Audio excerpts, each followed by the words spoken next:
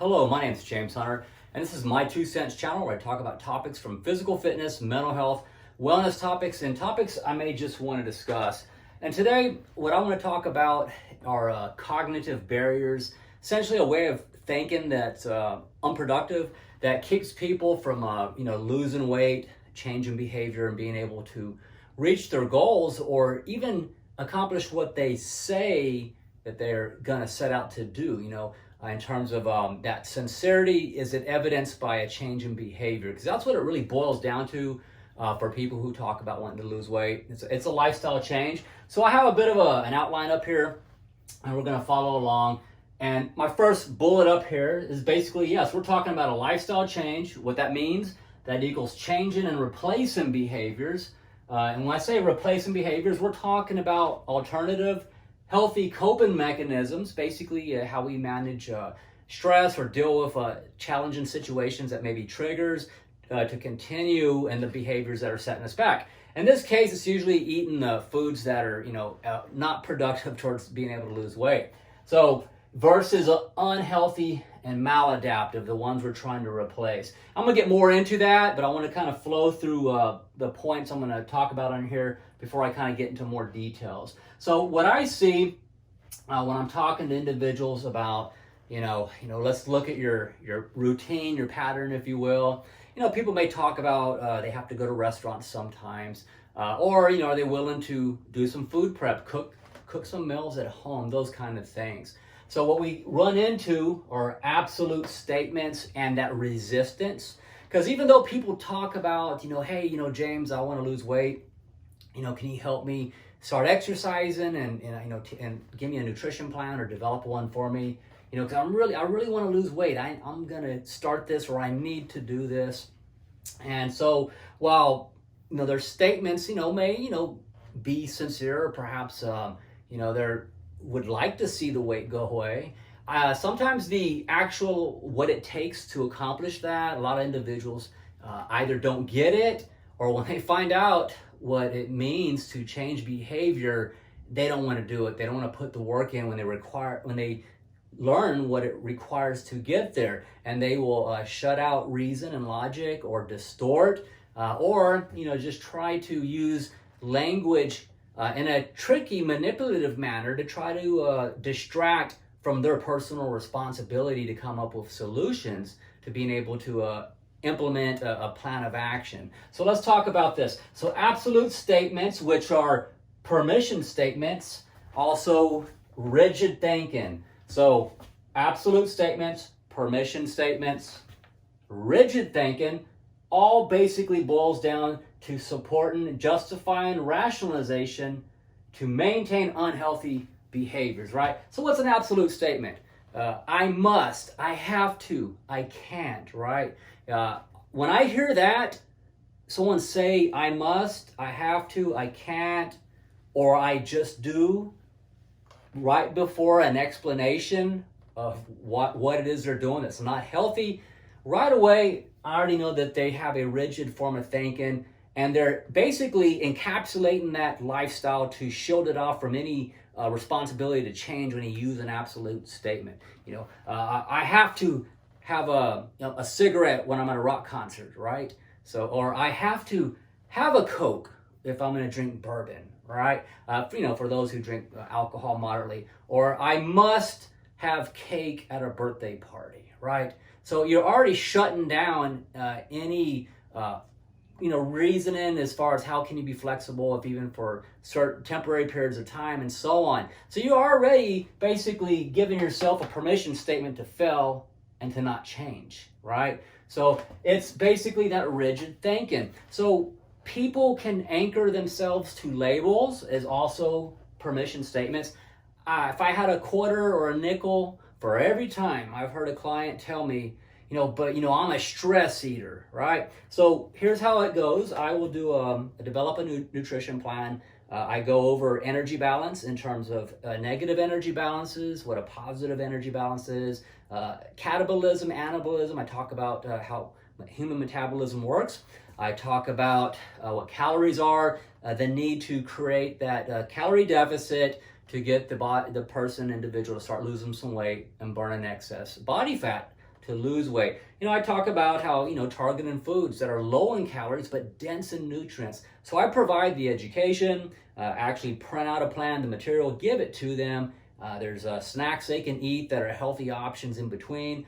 I even have an article about that I provide. It's about grounding techniques. It's about how to manage triggers. So I provide a lot of information there. Okay, so at this point, afterwards, despite providing the information and I hear these types of things start coming up, that tells me right there in terms of what I'm going to talk about later, stages of change. With the addiction industry or community, you have the trans-theoretical model of stages of change, or readiness to change rather. And some people are not ready to change is what it boils down to. If you're ready to change, you're going to start taking ownership of how you think and how you speak about yourself and your behaviors in order to even have an ability to start changing and coming up with solutions. So the thinking precedes behavior. So if this is not ready to change, it's not likely you're going to see a lot of success in terms of someone, making the lifestyle change. It's going to help with losing weight and so on. And I'm at the end of this discussion. I'm going to talk about probably about 2 or 3 different types of clients and what my thoughts are on people who can't change the diet to where it needs to be versus those who kind of have other areas, and I'll talk about that. But there are a lot of people who are successful at changing their thinking and subsequently the behavior and learning how to have healthy coping mechanisms and manage stress. So all right, so let's come down here. I mentioned the permission statement. So I'm a stress eater. When I give someone all the information I just mentioned, how they can be successful, and their response back to me is, but James, I'm a stress eater. The communication, the process behind that is basically saying, I'm not ready to change. And that label that I'm hanging over myself is essentially my permission to keep on doing and to justify doing those behaviors, drinking the 2 liters of Dr. Pepper soda every day, eating too many refined carbohydrates, pastries, not getting enough protein, doing too many carbs and fats in the other direction, consuming 4,000 or 5,000 calories per day, and 2,000 of those are from sodas, right? So those types of things, when you put the logic and the rationale behind it, and intellectually the person can understand this. The problem is when they say, I am a stress eater, the content is, objectively, I'm a stress eater. But the process behind that is a communication too. It's saying, I am not ready to change. So what I like to talk about is, down here in the next one, is flexible thinking and cognitive restructuring. So if you're trying to change the way you eat, your behavior, pick something you're trying to change, and you're using I'm a stress eater, I'm a stress smoker, I'm a stress drinker. Pick something unhealthy. So by doing that, I already mentioned how that primes you to continue just to do the same old, right? So rather, I would suggest to go off of that which is true and known and to have a more accurate, flexible statement. The truth is, I like Dr. Pepper and soda. When I drink it, I like the way it makes me feel after a long day. Heck, I like the cigarette. It makes me feel good, right? I really like the way, Rocky Road ice cream tastes. It's what it is. I'm not going to bullshit it. When I do that, I like it. I feel better. And then later on, I may have some regret, right? It's kind of a bit of a vicious cycle there. So rather than saying I'm a stress eater, I'm going to restructure my thinking about it and how I speak it and say it. I'm going to say, you know what? I do recognize that this information that's been presented to me, if I apply it, I know it can change my life. I know it's going to help me to get where I want to be and lose weight, get in better shape. The truth is that when I am under stress, I have a tendency to consume too many calories from foods that are loaded with calories of poor nutrition, whether it's the chili cheese fries, the ice cream, the sodas, and so on. Cookies, right? So the truth is I have a tendency to do those behaviors. So therefore, I am acknowledging that, and I'm not making an excuse for it. I'm not going to give myself a label that makes me feel better about doing it, because that's how I manage my stress. How dare you ask me to change? So what I'm going to say instead is acknowledge the truth. When I experience stress, I have a tendency to eat unhealthy foods, which is bad for my health. It's counterproductive and maladaptive. So therefore, I'm going to work on learning alternative healthy coping mechanisms versus the unhealthy ones. Basically, we're changing and replacing behavior is what you're getting at. So I'm going to work on trying to do something different. Say that instead. By saying that, that is a more flexible statement, which primes your actions, and there's a greater likelihood that you're going to work on solutions. What can you do? I'm going to start trying to cook some meals. You know what? Those brownies you can make with black beans, right? And I might have one of those sometimes. I may have some other healthy alternative suggestions that I got in my plan. Says I can eat these because they're not a whole lot of calories, and heck, and they have a lot of protein. Those type of ideas. So by telling yourself and admitting to the fact that you have a history of not handling stress well, and then you do unhealthy things with food, but you can work on changing that and replacing it with other things. I'm going to drink more water. When I feel under stress, I'm going to go outside and go for a walk. I may text my personal trainer and tell him that, hey, I had a rough day. Maybe, get a little bit of a pep talk or encouragement. Call a friend, read a book, get in your car and drive to the park. Do something that is a healthy form of distraction, because if you don't do something different to replace the unhealthy behaviors, there's a greater chance you're going to revert back to doing them again. So it's not enough to say, I'm going to stop drinking sodas. That's step one. Step two, what are you going to do different? So if I have a craving to drink Coca-Cola because I have a bit of an addiction to it, the sugar and just sodas in general, Mountain Dew, pick one. So my plan is when I get the trigger for that, I'm going to drink 2 glasses of water. Maybe I'll have something with a sugar substitute like Splenda. Maybe I'll drink tea, right? It's harm reduction, but also a healthy replacement of a better behavior that's going to has a greater chance of supporting your goal to lose weight.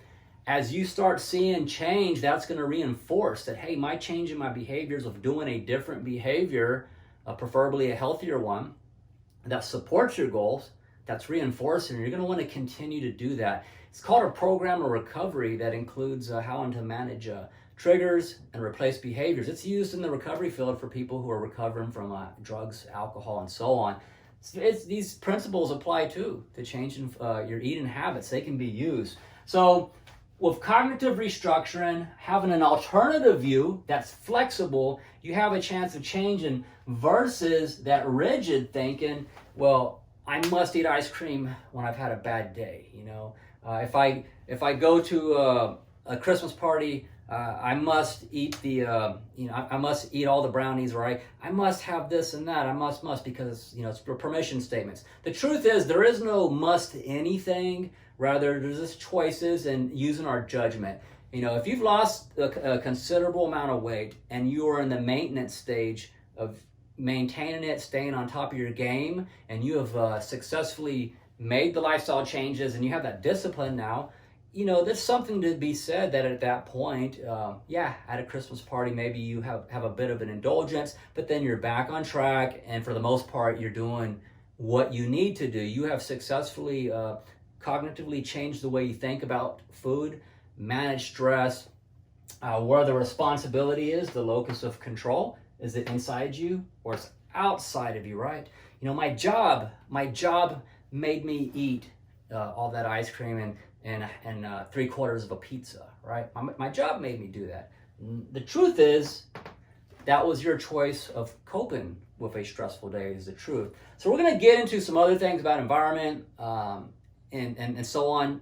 Sometimes you do have more control over things than others, and there's something to be said about that. But even that, there's still things where we always have our responsibility. So let's come over here, and let's kind of summarize this point again real quick. Flexible thinking, the cognitive restructuring, basically getting a more healthier way of thinking that's flexible, that lends itself for you to being able to come up with solutions, right? So we are solution focused versus coming up with excuses, because excuses basically, rationalizing, and most of the time, if not all the time, and a lot of the cases, it's a distortion, meaning that they're kind of spinning something and distorting it to favor why they continue to do the same unhealthy things over and over again that are preventing them from getting to where they want to be.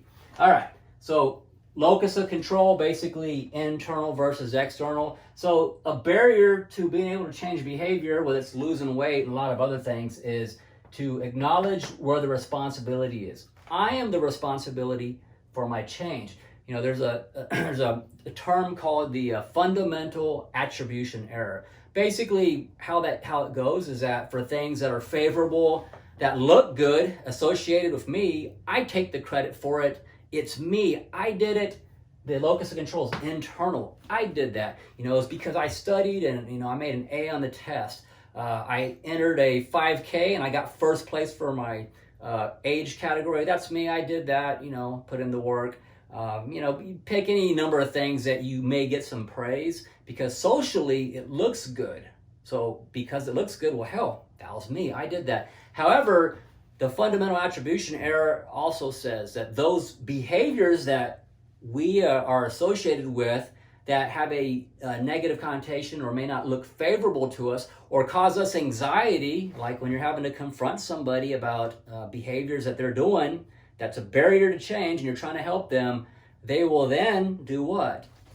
The locus of control, well, it's outside of me, it's not my fault, I'm not doing it. My boss, you know, yelled at me today. So that's why I came home and ate the pint of ice cream, had the pizza, and smoked a half a pack of cigarettes. And I didn't drink any water today. You know, if the boss had not yelled at me at my job, none of that would have happened, right? So you get the idea. In this case, with the fundamental attribution error, people are blaming those unhealthy, unfavorable things outside of them. So logically, if you're the source of control for things that look good, then guess what? You know, it's you too. You have your part in things that may not look as good or cause you anxiety. We always have our part in everything. And the only way to come to a point in your life where you can change that is ownership of it. Even the things that maybe we feel ashamed of, embarrassed about, and being ashamed is subjective. You know, unfortunately, people may feel a bit embarrassed or ashamed. And like anxiety, you know, there's a healthy level of anxiety that's good to have. It motivates you into action to do things. But too much anxiety can be a disorder and it can really disrupt your life. Feeling ashamed or having some remorse, perhaps maybe a better way of saying it.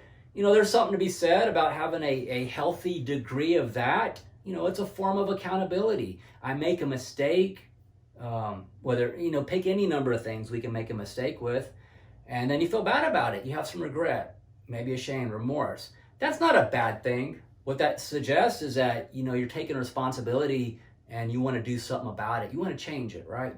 So someone who is truthful and doesn't make an excuse and says, you know what, I screwed up and man, I feel bad because I've been working so hard. You know, I'm going to get it back together today on Monday. You know what? I'll take that all day long because it's honest. It's calling it for what it is. Sounds like someone to me who's motivated. And that's great. So, all right. So let's talk about responsibility for environmental choices, managing triggers, both internal, external. So recently I had an individual, he's like, well, you know, I have to be normal if I'm out at a restaurant. I can't just, you know, if they're having hot dogs, then I have to eat the hot dog. And well, if they're eating hamburgers, cheeseburgers, you know, I got to eat that too because, you know, I have to be normal. You know, what would you think if you were the other person and I did not want to eat that with you? And to me, when I'm hearing this, I hear all the absolute statements and the permission statements, the labeling, have to look normal, right? So I'm already a few steps ahead because I've worked as a counselor for a long time, so I recognize a lot of patterns. So I'm listening and I'm processing, and so when I start presenting the solutions and flexible ways of looking at what this person is describing to me, before I could finish, they cut me off and say, "You're not hearing me." You know, here's which is an attempt at manipulation and that resistance. The truth is, as I politely told the individual, is that I hear you 100%. I hear you 100% in your communication and what it is you just said, and I get it completely. But hearing and agreeing are not to be confused as the same thing. And the person who is resisting change can be very manipulative and will try to use that tactic that when you are trying to present flexible thinking, ways to deal with a situation. And they'll say, oh, you're not hearing me. You're not hearing me. When a lot of times, in fact, yes, you are hearing them. The problem is you are not agreeing with or accepting their explanation because, number one, it's a permission statement. It's being absolute. And it's irrational because the truth is, who's to say what normal is anyways? You know, the old saying, normal is a cycle on a washing machine, right? Normal for me is putting the food in my body that supports the goals I say I want to achieve. That's my normal. So what this person was really telling me is that, hey, my normal is just doing what I want, but I still want to expect to get change. The same person, after only working out 2 weeks, was trying to attribute, they gained some weight in their stomach, and is from the weightlifting, in which I politely explained, you've only worked out 4 times in the last 2 weeks of basic beginner routines. I guarantee you the weight you've just gained is not because of the muscle.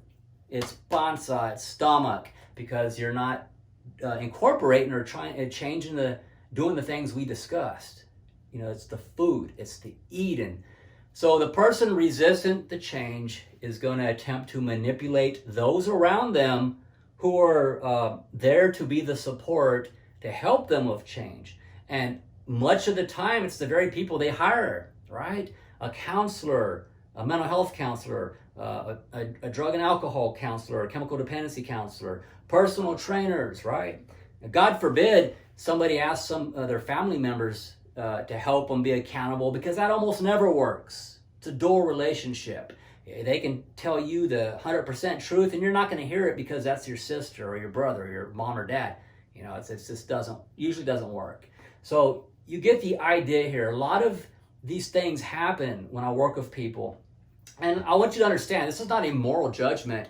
I see it for what it is. It's a maladaptive cognitive pattern and their internal experience and how they view themselves in relationship with the world, people, places, and things, combined with how they basically cope and manage with stress, and also the pleasure reward system that was associated with different behaviors. You know, they don't want to let go of their way of eating, but at the same time they're wanting to get the result. You know, you're not going to lose your stomach by doing sit-ups. I'm sorry, there's no spot reduction. Fat loss is cumulative throughout the entire body. So these types of things, responsibility for the environment, as I was mentioning, the restaurants, right? Nobody is putting a gun to your head, making you go to a Mexican food restaurant and then order the worst possible thing, the beef enchiladas with chalupas, flour tortillas, all the guac, you know, you name it, just get an idea. Shitloads of calories, you know, probably you can have 2,500, 3,000 calories in one meal at a Mexican food restaurant, guarantee you. So no one's making you do that. Okay, so you have to go to the restaurant. So my flexible thinking and being a solution-focused person is, you know, I have a business meeting today, and I have to go to, we're going to meet at this Mexican food restaurant. But you know what? My personal trainer told me to look for the better of the options there, the lesser of the evils, if you will. And I remember he said something about chicken caldo or chicken soup. It's got a lot of volume.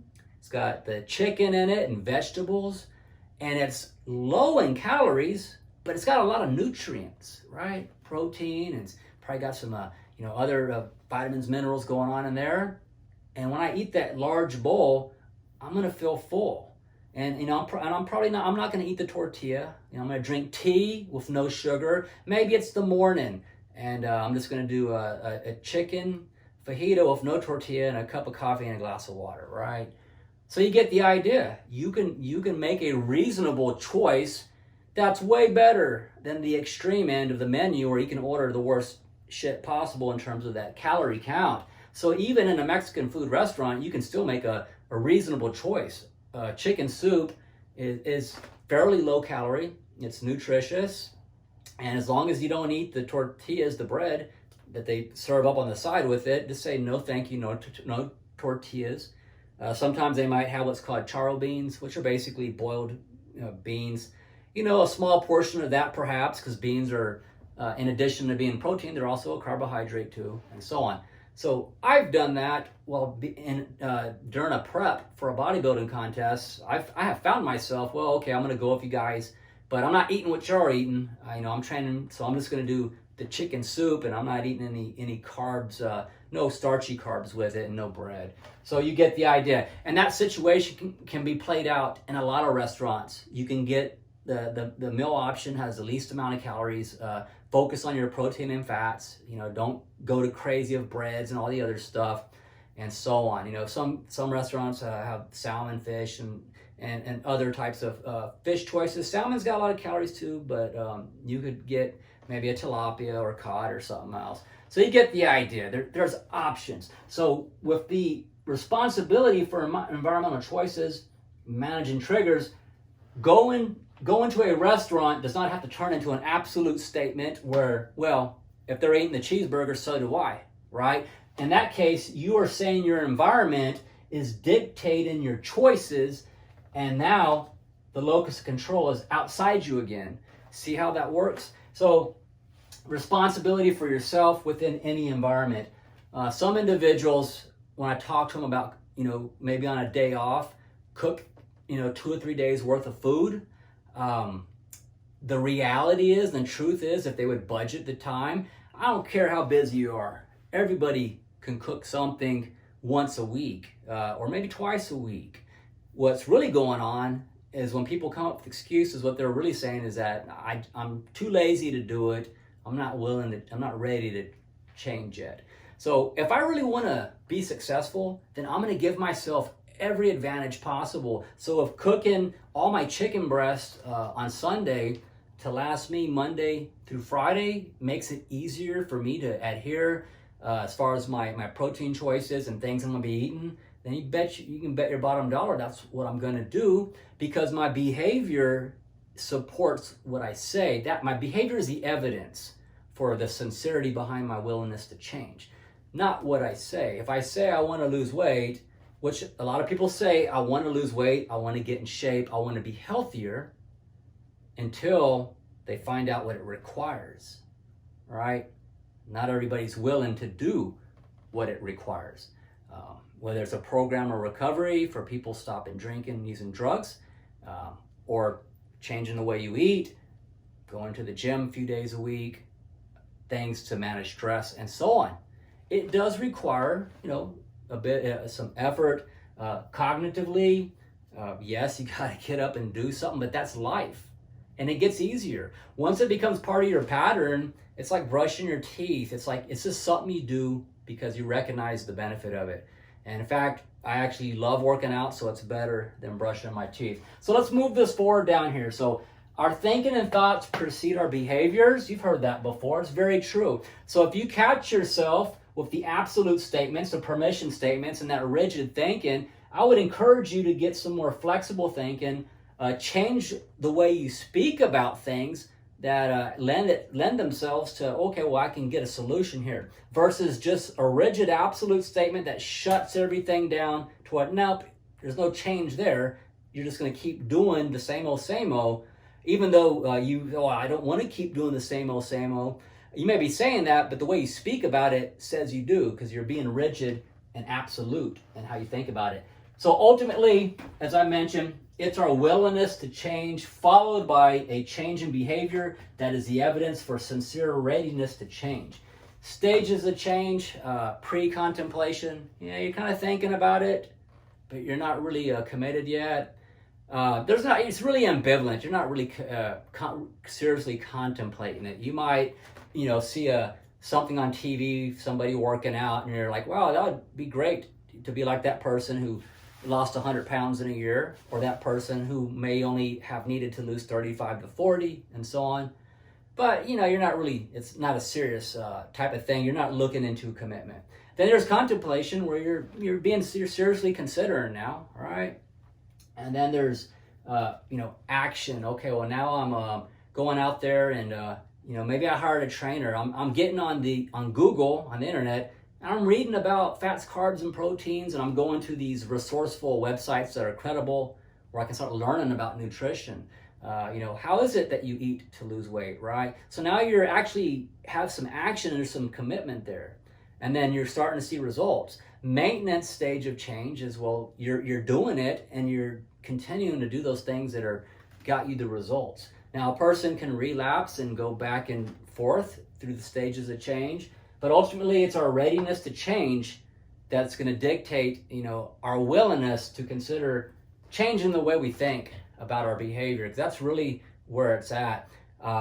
Unfortunately, some people are too smart for their own good, meaning despite their failure to manage their situation, not able to get results, they're in not a good situation. Apparently, they know everything, right? We know those people. They know everything. And although you're trying to help them with rational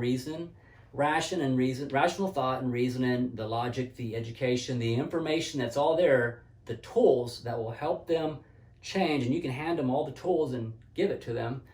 But the problem is they're not ready to change. So, as the old saying goes, how well have what you've been doing, as far as what it is you've been doing, how well has that been working for you?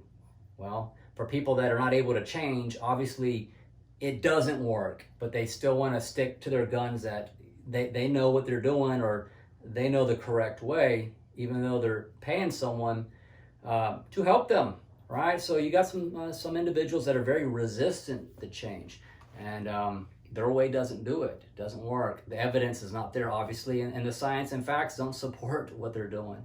But we get those individuals sometimes, and it's what it is. So at the end of the day, what do you do then if you're a personal trainer? Like myself, I'm also a counselor in the mental health field and chemical dependency, drug addiction field. I work in those industries. So here's how I approach it. I get people a lot of times that are very rigid, absolute permission statements, that resistance to change. So the way I look at it is you kind of meet people where they're at, and if they're showing up, like as a personal trainer, if they're coming to their workouts, you know what, I'll take that, because at least they're physiologically doing something. Exercise is still going to help provide a benefit to their health, and while the readiness to change the way they eat, it may not happen right away, and sometimes honestly it may not ever happen to the degree that's necessary for them really to get enough weight off so they won't be at risk anymore. So it's better that they're doing something, in other words, and yes, I'll still work with them. And then I have the other clients that do get it, they do change their thinking, they do manage stress better, they have solutions, they follow a plan, they work the plan, and they get great results. And it's awesome when you see people like that. It's very rewarding. And then I have the third type of individual that there's just too much resistance. Maybe they come to the workouts, maybe they don't, and they're not really committed. In that case, it's just may not be the best time for them to try to work with somebody until they're ready to be committed to a program, because then you're just wasting two people's time. They're wasting their own, and then they're wasting the healthcare provider, the personal trainer, and so on. They're not ready yet, and that's okay. People are where they're at, and I don't have a problem with individuals that if I'm helping them, they're coming to work out and they're still having issues of changing the way they eat and so on, so long as they're taking responsibility. I have a few clients that are, they'll just flat out say, you know what, it's what it is. I'm just going to eat this way, but I'm not blaming you. And I don't blame nobody else. This is just what I'm doing right now, but I enjoy working out, and they take responsibility. You know what, I can deal with that, because at least they're being honest. They're not ready to really try to change the situation. And for them, it may not be important, and it's their life. So, it's what it is. I'm not going to judge somebody who's taking responsibility, or at least, criticize them. I respect honesty. So that's what it is. It may be a different situation for other people who are personal trainers and counselors and so on. So these are some of my thoughts. There's a lot more. I don't want the video to go on forever. So if you have any thoughts or comments on this topic about people thinking, how they manage themselves, that resistance that can happen when you're trying to help someone change behavior, what do you think below? Do you have another spin on it or something you might want to add? Please drop a comment below. If you haven't already, please subscribe to my channel. I appreciate the support. I'm going to continue to make videos on topics of physical fitness, mental health, wellness, and sometimes just topics I may want to discuss. So until I make another video, I hope you all are having a good weekend. It's South Texas, where I live at, and it's already getting closer to the 90-degree weather and so on. And I would imagine other parts of the country, summertime, right? Summer's here. It's going to be hopefully beautiful weather outside, and all of us can start doing things more as the country's opening back up. It's real important to take care of ourselves in general, but especially with everything that we've been through this year. I have friends that are in recovery. Real quick tangent, they're in recovery from drugs and alcohol for a number of years, but they joke that 2020 should count as 2 years, right? Because of all the stressful things this year on a lot of people. So anyways, that's it for today. Hope to see you again, or you see me again, rather, on one of my videos I make. Like the video, subscribe to my channel. Appreciate it. Thank you.